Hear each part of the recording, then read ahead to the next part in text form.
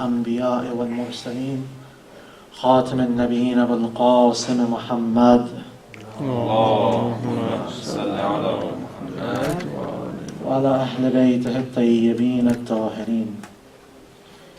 Inshallah, we will continue from where we left off after yesterday's discussion, but just a quick recap.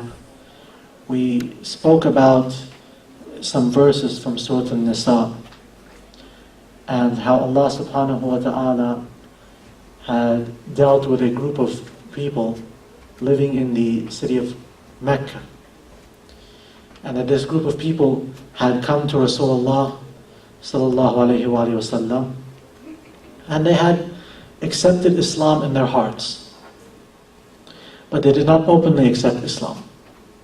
They did not make the migration with Rasulullah. They were afraid. They were afraid of the Quraysh. They were afraid to make the migration. And when the time came and the battle of Badr came forward, they were forced by the people of Quraysh to join with them. And they did, and they fought against Rasulullah, and they died. And Quran mentions their situation and tells us that Allah subhanahu wa ta'ala has declared them to enter into the hellfire. They tried to argue with Allah subhanahu wa ta'ala, with the angels, and claimed that they were weak on the earth, as the verse says, but Allah did not accept their claim. We spoke about the death that overtook them and how it was an incomplete type of death. It was not the complete death. And we spoke about the opposite situation that Allah subhanahu wa ta'ala talks about in the 100th verse, about those people who do exit out of their home and they go and they fight or strive in the way of Allah. The people who وَمَنْ يُخْرِجْ مِنْ بَيْتِهِ مُهَاجِرًا إِلَى اللَّهِ وَرَسُولِهِ ثُمَّ يَدْرِكُهُ الْمَوْتِ فَقَدْ وَقَعَ أَجْرُهُ عَلَى اللَّهِ.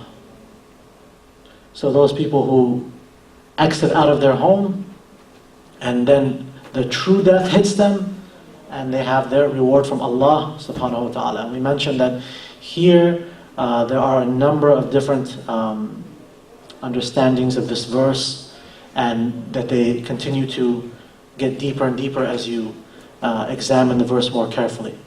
As we mentioned yesterday, here the type of death that struck the people is al-maut. And as we recall, the difference between maut and tuwaffa, which was used in the original verse, is that maut is the complete death. It is the removal of the ruh from the body, the soul from the body. And in the understanding of the urafa, it is a type of ascension. It is a death which allows somebody to ascend into a higher realm of existence. This type of death, as we mentioned, this maut can happen even before death. And we recall the hadith of Rasulullah, mutu qabla an tamutu, you should die before you die. That is the death of the self, the death of the nafs, the death of the ego. And we mentioned here in this verse, when it says that they leave their house, يُخْرُجْ مِنْ بَيْتِهِ مُهَاجِرًا إِلَى اللَّهِ وَرَسُولِهِ. According to the understanding of many of the ulama, this is the deeper meaning of this verse is the self. Here the house is your ego, your nafs, your desires, and it's the exiting of that and giving oneself to Allah subhanahu wa ta'ala, like the other verse of Quran which tells us, Bismillah ar-Rahman ar-Rahim, وَمِنَ النَّاسِ مَنْ يَشْرِي نَفْسِهُ ابْتِغَاءَ مَرْضَاتِ اللَّهِ. And amongst mankind there are those who sell their nafs, they make a transaction with Allah subhanahu wa ta'ala, and they have sold themselves. So we're going to talk a little bit more about this concept and how it related to Karbala. So from a outwardly perspective, we had a similar situation happen during Imam Hussein alayhi salam's time and in the city of Kufa. There were people that claimed to accept Abu Abdullah alayhi salam, and they had written letters to Abu Abdullah alayhi salam. And then, when the time came for the actual battle, they left Imam Hussein. They claimed that they were oppressed, they were scared, they became frightened of Ibn Ziyad, right? And so then they had abandoned Imam Hussein alayhi salam in the very same manner in which those people of Mecca, for example, had abandoned Rasulullah. They felt that they were forced to go fight against Rasulullah. These people felt that they were forced to go fight against Imam Hussein alayhi salam. So very similar type of situation. That's one group on one side. Now, as we mentioned also yesterday, there were some exceptions from that group. There were some people that, for example, they were really truly mustad'afin fil ard. The original group had tried to make that claim, that we are the weak on the earth, we are the people who have no power, but Allah didn't accept from them. But Allah mentioned that there were some people in Mecca at that time who were weak. And Allah subhanahu wa ta'ala gave them a free pass. There was also some people like that in this time of Imam Hussein alayhi salam. Now, when we say weak, we don't necessarily mean that the person was of low faith or something of that nature. Musta'afin, they were oppressed, is what we want to say. They're truly oppressed. That they had no chance to help whatsoever. Even if they wanted to, they couldn't. For example, Maytham al-Tammar. So Maytham truly wanted to help Abu Abdullah alayhi salam. But as those who know about the story of Maytham, he was executed by Ibn Ziyad. He was crucified by Ibn Ziyad. He was imprisoned and then crucified. A long story. Inshallah, one of the nights, if possible, we will have a chance to talk about it. Now, that's one group. They have the exception. Now, how about those people who left their homes and they went with Abu Abdullah Islam and they met with that final shahadat, that great virtuous death of dying with Abu Abdullah Islam on the day of Ashura? Those people are like those who are mentioned in this verse. They have left their homes, they went out of their homes, they went to become muhajiran ila Allah wa rasulih, and they met with death. The one thing that we want to understand is that the people who were companions of Abu Abdullah Islam that died on the day of Ashura, that were martyred on the day of Ashura, it didn't just happen overnight. It's not that, for example, okay, they heard Imam Hussein Islam is there and now we're ready to go. Their entire life, they were following Allah subhanahu wa ta'ala, they were following the religion, they were very mu'min, good, strong, pure believers, and then Allah subhanahu wa ta'ala granted them this opportunity. They earned it. If you look at the lives of the shuhada of Karbala, you'll see all of them were exceptional people. People who had been with Rasulullah, people who had been with Amir al-Mu'mineen al-Islam from the beginning, fought in every battle, people who had memorized the Quran, people who used to pray Salat al-Layl every single night. These were the companions of Abu Abdullah. People who claimed that they were companions of Imam Hussein, claimed that they wanted to help Imam Hussein, and they fled away. Many, many people, thousands.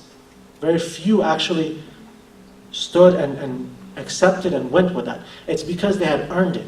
They had spent their whole life going for it. And Allah subhanahu wa ta'ala granted them this great opportunity. From this verse that we went over, the ayah number 100, we came to this idea that in order for us to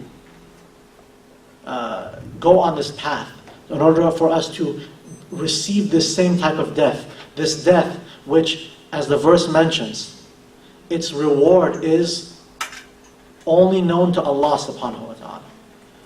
The way to do that is the exiting of the self, the giving yourself over to Allah, removing your desires and replacing them with what Allah subhanahu wa ta'ala wants. This is essentially all of the religion. And this is the path of spirituality, obviously. So there are a number of different ways that people go about this. The ulama have different ideologies towards this, how a person can reach this status where they have completely given themselves to Allah subhanahu wa ta'ala, they have become the true abd of Allah. They have exited from their house, that is their self, their ego. So there are some that approach it from the perspective of theology only, in the sense that we call them mutakallimin. So there are some amongst the ulama that they mention that, okay, whatever, for example, that the narrations mention, we do those. Now, obviously, all the ulama accept that. That's not. I'm not trying to single that out as something incorrect. The difference being here is that those who call themselves by title of mutakallimin and stick to that in terms of spirituality, they tend to have the view that the spiritual path is not like a linear path. So, for example, somebody at some point they will follow these recommendations about Ahl Bayt and obviously the first ones being, what is wajib. Then after that, sometimes they will follow these recommendations, sometimes they will follow that recommendation, and so on and so forth, and they will build themselves over time. It's a very horizontal type of look. And then you have another group of ulama that look at the building of spirituality, the exiting of the self, all of these things, and they classify it as, okay, you have a home. This is those who teach it from the perspective of akhlaq specifically. So they say that, okay, somebody has a house, the house is empty, you need to fill the house with virtues.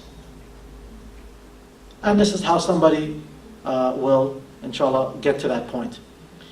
The other ideology, which is common amongst the ulama, is that of irfan. So the difference between irfan and the other two is that irfan looks at spirituality like a tree or like a path that has particular checkpoints, essentially. And the person who is, for example, going down that spiritual path, the people who have come before him will be able to advise him or her and tell them, okay, at this stage, here are the things that you should mostly concentrate on. Obviously, that doesn't mean, for example, things outside of the Sharia. Everything within the Sharia, obviously, has to be followed. And then, they say that, for example, there are various maqams that a person has to ascend through, and this is the ideology behind irfan. So it's a little bit different. It's more vertical than horizontal. In any case, there's nothing invalid about any of these. When a person is looking towards how they want to ascend to Allah subhanahu wa ta'ala, how they want to exit from this house, how they want to reach that true death, that death before they die, as we talked about yesterday, all of them are valid. And all of them have at their base taqwa. So all of them begin with this idea of taqwa, being muttaqi, and that meaning that the very, very starting point of religion, the very starting point of spiritual growth and spirituality. If somebody, for example, wants to help Imam Hussein alayhi salam, somebody wants to be with Imam Mahdi, they want to follow down this path, they want to have that opportunity, they have to go down the spiritual path. The very, very first starting point is taqwa, which means that they have to do everything Allah subhanahu wa ta'ala asks. They do all their wajibat, and they forbid all the muharramat. This is the very, very first. No one can elevate until they are able to solidify this. Then, inshallah, the next points will come. So, for many of us, many people, many of us may be stuck at this particular stage, and that's okay. We have to strive and ask Allah subhanahu wa ta'ala for help to fulfill that. For those who have already been able to fulfill that, then there are ways to elevate themselves higher. Now, for everybody, whoever they are, when they first start to, whether they have already become muttaqi or they are trying to become muttaqi, the first stage of the person who wants to know Allah subhanahu wa ta'ala is that they have to have a resolution. They have to have a firm resolve that this is what I want. This is the path that I want to take. So, as I have quoted here from Shaykh Mutahari, Ridwanullahi alayh, that the first level of Arif, here he's using the term Arif, because he is approaching this spiritual path from the perspective of Irfan that we had talked about. So the person who has achieved the goal in Irfan, they call that person Arif. In any case, so he said the first level of that is that the person needs to have what they call irada, which is resolution. They have to be ready and firm and be committed and dedicated to this goal. So all of us, for example, we talk about Abu Abdullah alayhi salatu wasalam, we talk about Imam Hussein. The reality of following Abu Abdullah, it comes in this. A person has to have that firm resolution to make themselves muttaqi. If they're muttaqi, then they need to have that firm resolution to go past that stage. Delve deeper and to have more understanding. Without this firm resolution, then there's no way to step forward. So, one thing that I want to concentrate on that can help. There are many aspects of spirituality that are helpful. There are many things to concentrate on. But I think that the number one thing that will help everybody at every level, whatever level a person is at, whether they're muttaqi, above muttaqi, wherever level of faith and piety that they are at, is salat. Everyone can benefit from salat. And for those of us, maybe for example we have difficulty with some things, the salat will help us. Namaz. It will assist us with everything. It will assist us to making our intentions strong. It will assist us to go down this path. So inshallah, I'd like to discuss a little bit about salat, how we can benefit from the prayer, and understand Imam Hussein alayhi salam died on the day of Ashura for salat. That's the reality. He died for this. Most of the hadith, if we look at them and examine them, they'll tell you that prayer is the center, most essential part of this religion, the daily salat. So let's examine salat a little bit, inshallah. So salat comes to us from the root sad, lam, waw. Some of you may have, as I spoke about this before, some of you may have heard me speak about it before. This root, by its meaning, when we take it as in the terms of salat, it gives us the meaning of one who is seeking the attention of someone else, and it is we tend to call it invocation instead of supplication. So salat is invocation. It's when somebody, for example, is making a call and they're hoping for Allah subhanahu wa ta'ala to look at them, but they're not asking Allah subhanahu wa ta'ala for something directly. Whereas in dua, you ask for something directly. So this is generally what we understand from salat. Like for example, somebody says, Subhanallah, they're attracting Allah's attention and they're hoping to receive Allah's attention, but they're not asking for anything specifically. Now, salawat is found 99 times in the Holy Quran and 83 times as the term salat. So Allah subhanahu wa ta'ala tells us that we should seek His assistance through salat. And we have this ayah here from Surah Al-Baqarah. Asta'inu bis-sabri was-salat innaha al-khashi'in. There's a part of the verse missing actually. Yeah. وَإِنَّهَا كَبِيرَةٌ عَلَى الْخَاشِعِينَ إِلَّا عَلَى الْخَاشِعِينَ. Yes. So the verse says, and seek help from Allah subhanahu wa ta'ala in salat and sabr, and it is difficult except for those who are humble before Allah subhanahu wa ta'ala. So Allah is telling us that we can seek His help here. We want to go down this path. It's a difficult path. We know we have these desires. When the time for prayer comes, we have a desire that tells us to go do something else. We see something haram. There's a desire in us that wants us to push us there. The society pushes us there. Everything around us, the situation that we are in, pushes us towards various things which Allah subhanahu wa ta'ala has forbidden, which hurt us, which are going to take us away from this path, which will take us away from Imam Hussein alayhi salam. So Allah says, you want help? Then seek help. Seek help in salat, and Allah subhanahu wa ta'ala will give you the help in salat. So then Allah mentions this again in Surah Al-Baqarah. يَا أَيُّهَا الَّذِينَ آمَنُوا أَسْتَعِينُوا بِالصَّبْرِ وَالصَّلَاةِ إِنَّ اللَّهَ مَعَ الصَّابِرِينَ. So Allah tells us that, again, all those who believe, seek help from Allah subhanahu wa ta'ala in your prayer. Verily Allah is with the patient ones, with the sabirin. And of course, we have many verses about salat telling us the times of the prayer. وَأَقِمَ الصَّلَاةِ مِنْ دُرُوقِ الشَّمْسِ إِلَى غَسَقِ اللَّيْلِ وَالْقُرْآنِ الْفَجْرِ إِنَّ الْقُرْآنَ الْفَجْرِ كَانَ مَشْهُورًا. So we have various verses. Now, salat in the Quran always comes first when Allah subhanahu wa ta'ala has mentioned the various acts that He wants people to do. So we always find, in every time that Allah lists a grouping of actions, Allah subhanahu wa ta'ala always puts the salat first. If you take a look here, it's how central is prayer in this religion.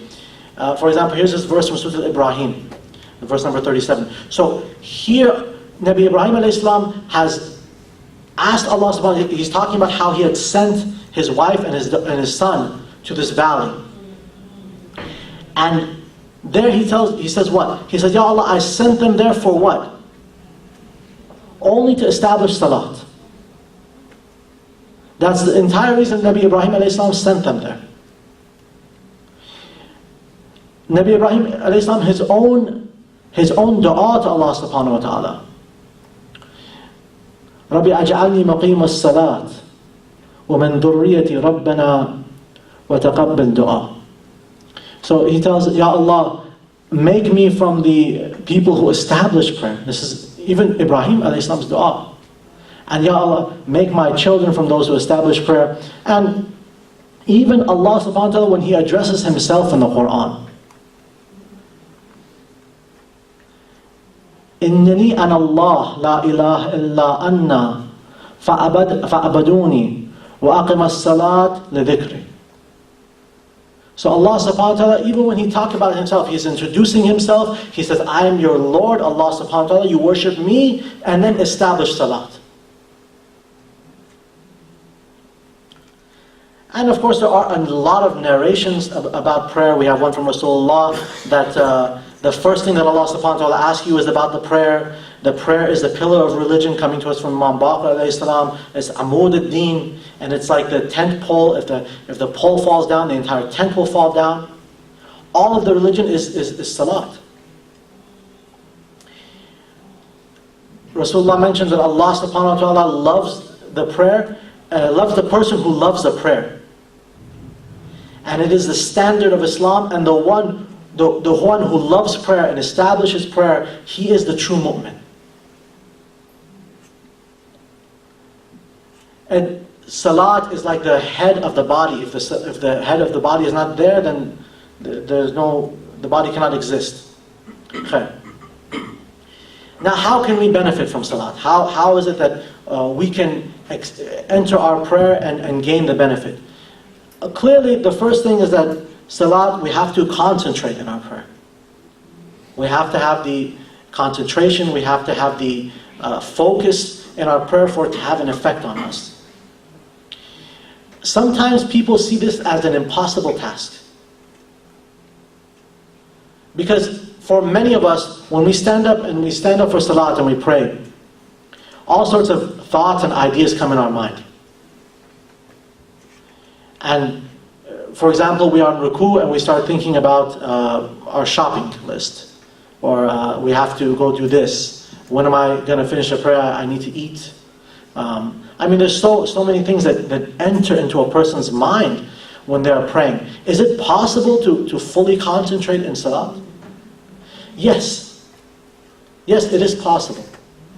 And we have to understand that Allah subhanahu wa ta'ala, as He mentions in the Quran, He doesn't lay a burden on people more than what they can handle.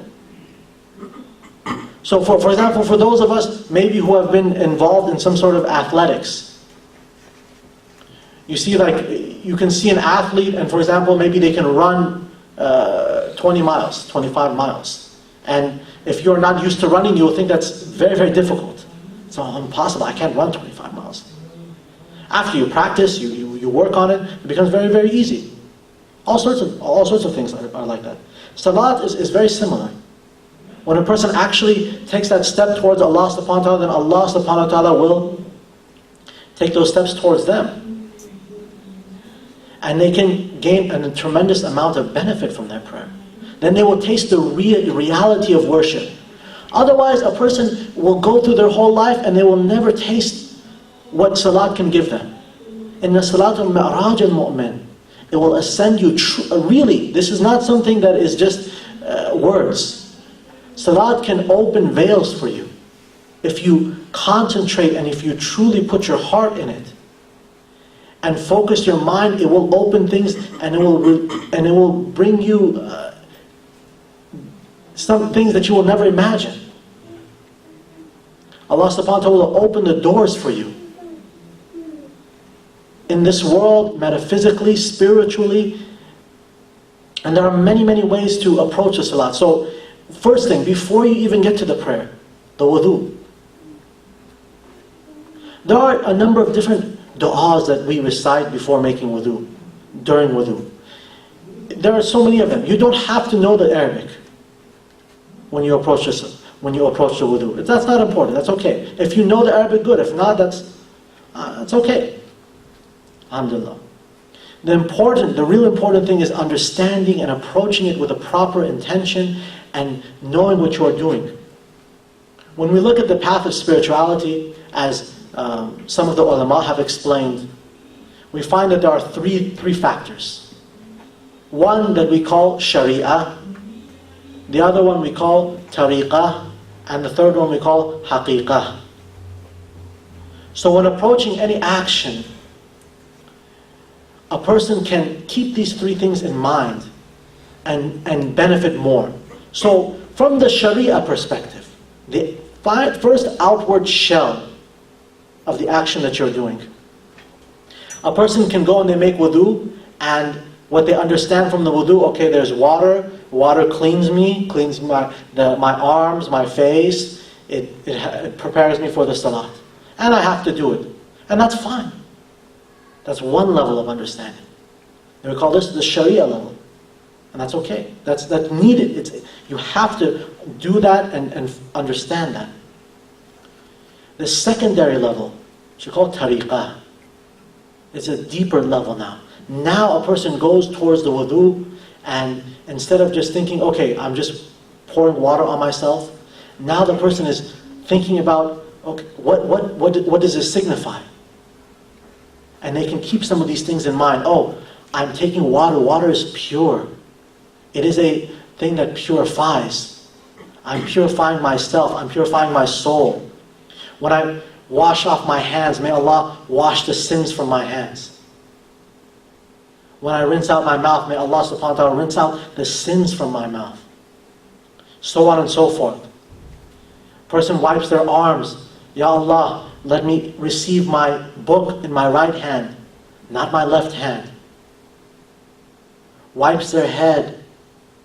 Ask Allah subhanahu wa ta'ala to keep them on the true path, on the correct religion. Wipes their feet, keep them on the sirat al-mustaqim. That's tariqah. Then haqiqah, even deeper. A person understands that they need to wipe everything but Allah subhanahu wa ta'ala away.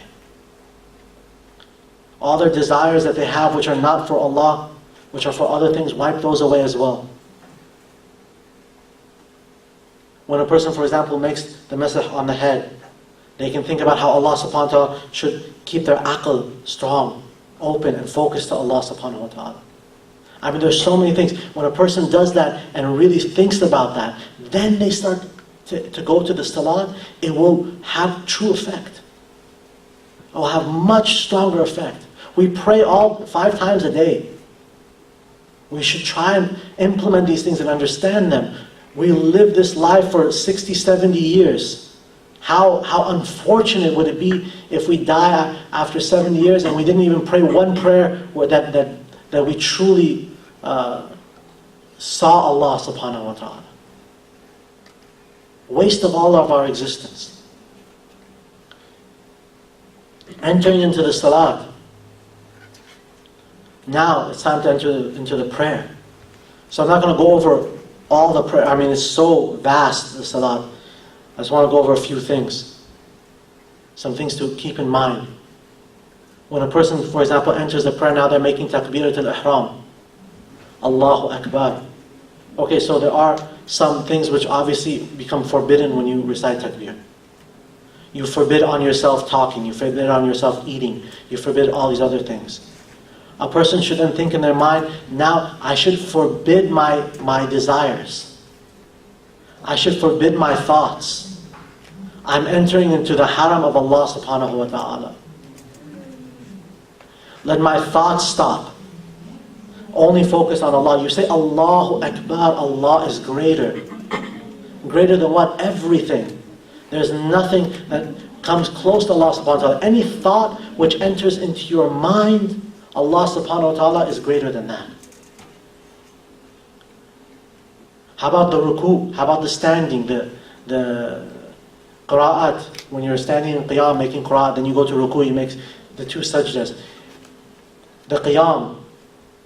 Remember Allah subhanahu wa ta'ala and how He will raise you on the Day of Judgment. A deeper level to understand from qiyam that comes to us from some of the ulama. When you're standing in qiyam, it reminds you of your human self, your angelic self. Because there you stand on 2 feet. So remember that's the part that goes back to Allah subhanahu wa ta'ala, if you want to reach Him. When you make ruku, you're now bent over like an animal. So recall that you have an animalistic self that needs to be controlled. And we understand this from the hadith of Ahlul Bayt alayhi salatu wasalam. For example, we have hadith from Imam Sadiq that if you make good ruku, if you concentrate in your ruku, it will save you from the wahshat al-qabr. So like the wildness, the animalness of the grave. Why is that? Because when you make strong ruku, you have control over your animalistic self. That's what should be going on through the mind of the person. That they're controlling themselves, they're descending now. They're controlling every aspect of themselves. First standing, their angelic human nature. In ruku, controlling their desires, the other part of themselves. Then you go to sajda. Now there are some various things to think about during sajda. One aspect of this 2 sajdas, you used to be dead. You didn't exist in this world. And then Allah subhanahu wa ta'ala brought you back. He brought you into existence. Then He will cause you to die. And then He will bring you back up again. And Allah mentions in the Quran, Bismillah ar-Rahman ar-Rahim. كيف تكفرون بالله وكنتم أموات فأحياءكم ثم يميتكم ثم يحييكم ثم إليه ترجعون. That how is it that you disbelieve in Allah subhanahu wa ta'ala when you used to be dead? And Allah caused you to come to life. And Allah will cause you to die again and bring you back to life again. And also about the 2 sajdas. We mentioned that the ruku is animalistic self. The standing is the human self. The sajda is the lowest part of the self. You have in you the part that regulates you without thinking. Your plant-like, earthly-like self that exists in you, that controls your breath, that controls the parts of your body that you don't need to think about to control, the functioning of your organs. That part of you, it's just submitted, right? You don't need to think. When a person is in sajda, they have their head on the dirt. They have put their head on dirt. Why? Because you have a connection to that dirt. It's like the lowest part of yourself. As the earth just submits to Allah subhanahu wa ta'ala, so should you. That's the closest you will be to God when you have that level of submittance. That's why we have these hadiths that tell us when a person is in sajda, they are the closest they can be to Allah subhanahu wa ta'ala. And Imam Ali alayhi salam mentioned this verse when talking about the two sajdas. It's from Surah An-Nuh. Bismillah ar-Rahman ar-Rahim. وَاللَّهُ أَنْبَأْتُكُم مِّنَ الْأَرْضِ نَبَّاتًا ثُمَّ يُعِيدُكُم فِيهَا وَيَخْرِجُكُم إِخْرَاجًا. So Allah subhanahu wa ta'ala has brought you out of the earth like sprouting, like a plant, and then He will pull you back into the earth and bring you out of it again. So you are from the earth. Just like these two sajdas. You make sajda, you were from the earth, Allah brought you out, and then Allah will take you back down. Even Adam alayhi salam. Why is Adam named Adam, our father? According to the hadith of Imam Baqir alayhi salam, he said Allah named him Adam because He created him from Adim al-Ard, the crust of the earth. And that's why Allah subhanahu wa ta'ala called him Adam. This is our creation. We have that connection with this earth. So when a person is making sajda, these are things to think about. That's the way to submit themselves to Allah subhanahu wa ta'ala. If a person does this, they approach the salat this way, they have this type of concentration, then it will affect everything else in their life. It will give them the ability to be able to enact all the other good deeds. Allah subhanahu wa ta'ala will open the doors for them. It will teach them how to control themselves. It will teach them how to have self-discipline. It will open the veils of their heart.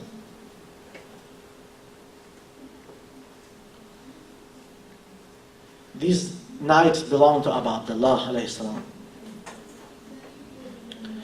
And inshallah, if we want to go down the path of spirituality, if we want to reach Allah subhanahu wa ta'ala, there is no other way, as according to the hadith, than through knowing Abu Abdullah alayhi salam. Imam Sadiq alayhi salam says that he is the key to knowing Allah.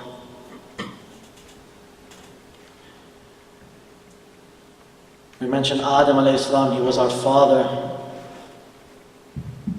Allah mentions in the Quran, Bismillah ar-Rahman ar-Rahim. فَتَلَقَّى آدَمُ مِنْ رَبِّهِ كَلِمَاتٍ فَتَابَ عَلَيْهِ إِنَّهُ هُوَ التَّوَّابُ الرَّحِيمُ. When Adam alayhi salam had been sent out of the garden, Allah sent him some inspiration, as according to the Quran, on how to receive Allah's blessings again. The Quran says, and then Allah taught Adam some words so that he can make repentance. And Adam alayhi salam was inspired. He looked at the arsh of Allah, and on the arsh it said,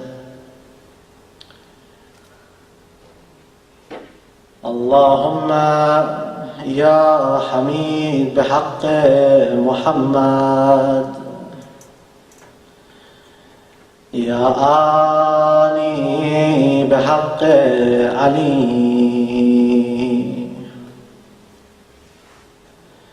Ya Fatira bihaqqi Fatima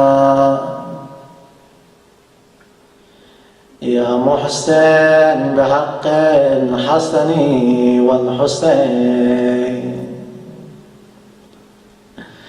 Then he said, my brother Jibreel, when I hear this last name, Hussein, I feel my heart shatter. The tears come out from my eyes. My brother Jibreel, tell me about this name. Tell me about Hussein. He said, Ya Adam, he is a son of yours. He will be oppressed in a way that no one has ever been oppressed.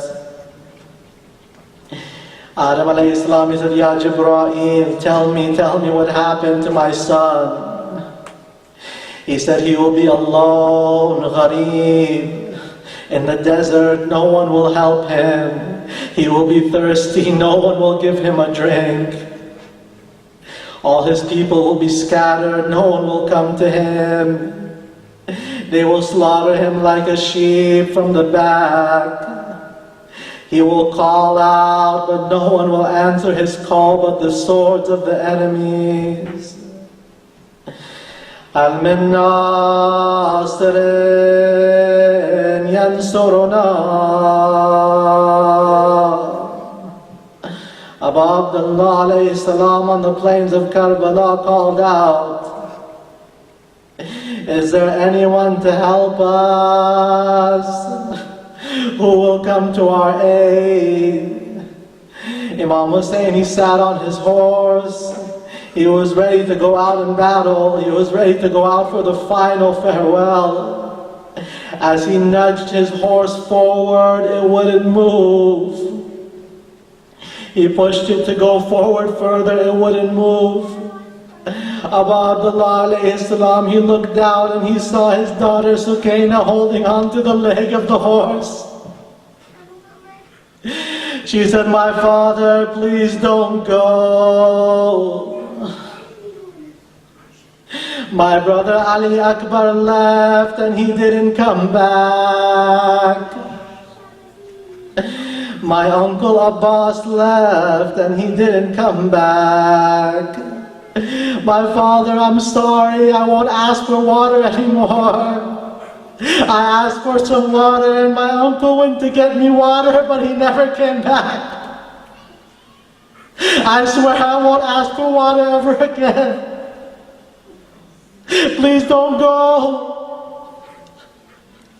This daughter of Imam Hussein alayhi salam, she was only 4 years old. After the tragedy of Karbala, after all the bodies were trampled on and scattered about, Imam Hussein alayhi salam's body is laid there with no head, no clothes. The nighttime fell, and Sayyidah Zainab was looking for the children. She was trying to gather all of the children. She said, "Where is Sukaina? Where is Sukaina? We can't find her."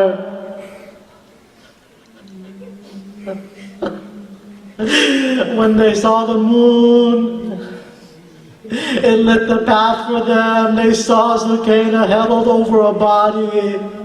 The body had no head. It was the body of Abu Abdullah. Sukaina sat crying at the feet of her father. Sayyidah Zainab came to her. She said, "How did you find his body?" She said, "I wanted to complain to my father. I wanted to tell him.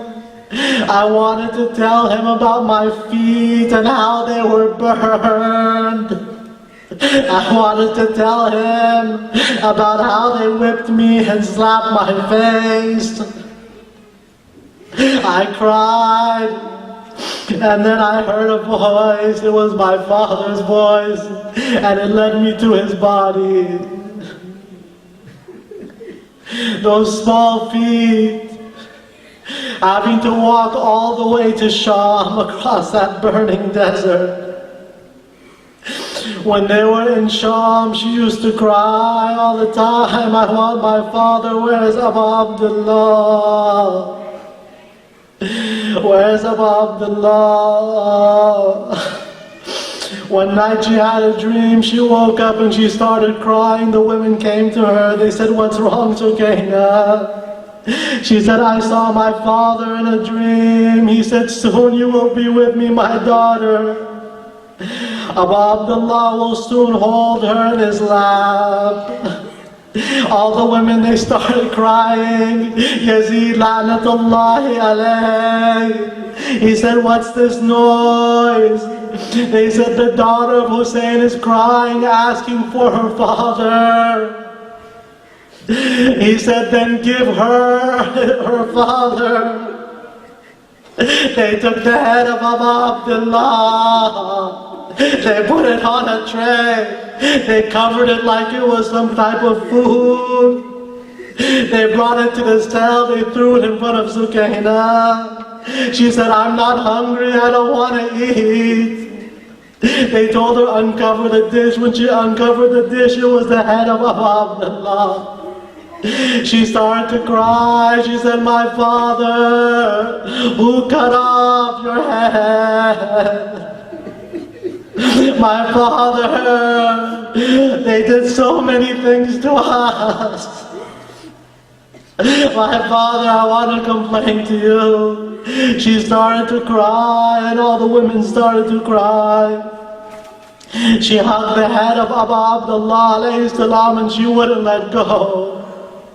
Then she was silent, she wasn't making any noise. Imam Zayn al-Abidin, he came to her. Then he cried out, Inna lillah wa inna ilayhi raji'un. She's passed from this world. The Sayyidah Zainab took her and had the women give her a ghusl.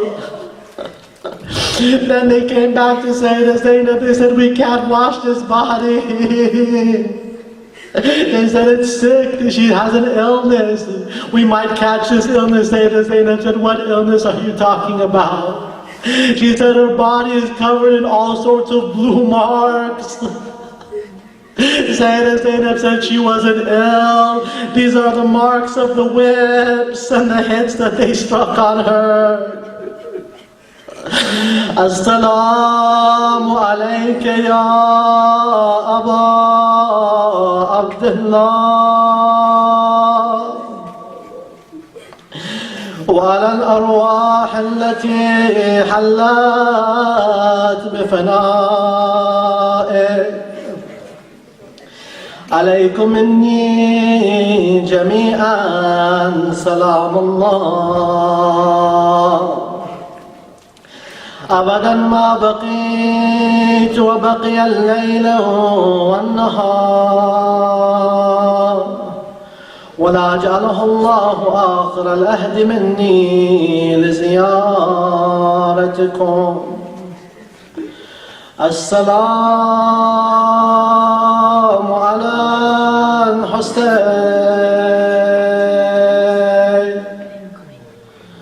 وعلى علي بن الحسين وعلى أولاد الحسين وعلى أصحاب الحسين صلى الله على محمد وآل محمد.